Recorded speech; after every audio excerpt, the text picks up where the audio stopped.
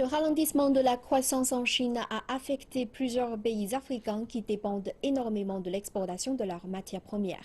L'économie chinoise a stimulé la demande pour les matières premières au cours de ces 15 dernières années. Elle est en passe de basculer vers une économie basée sur la consommation. Quelques industries telles que l'industrie du vin bénéficient de la demande accrue en produits finis.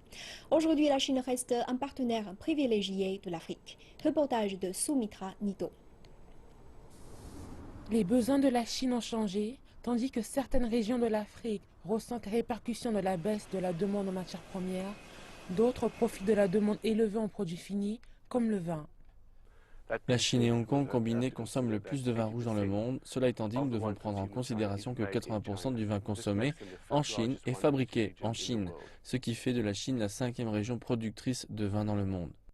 La Chine est devenue le 6e plus important marché de vin pour l'Afrique du Sud, avec 11 millions de litres de vin exportés tous les ans.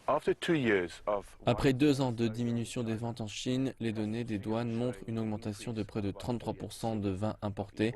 Les commentateurs industriels voient cela comme un indicateur d'une possible reprise de la croissance rapide que nous avons vue avant la mise en place de mesures d'austérité il y a de cela 18 mois.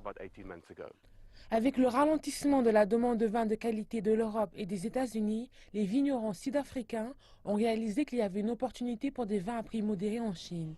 Les producteurs ont ainsi modifié leur méthode de vinification, c'est-à-dire le processus de transformation du raisin en vin afin de répondre à la demande. Ces modifications ont créé un nouveau marché de vin élaboré pour satisfaire les besoins des Chinois.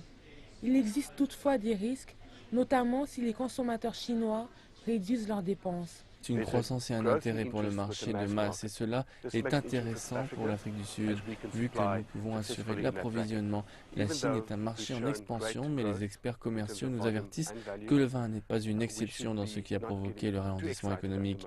Même si nous avons démontré une croissance formidable en termes de volume et croissance, nous ne devrions pas nous enthousiasmer trop vite. Cela étant dit, parmi les 10 principaux exportateurs de vin vers la Chine, l'Afrique du Sud a bénéficié le plus.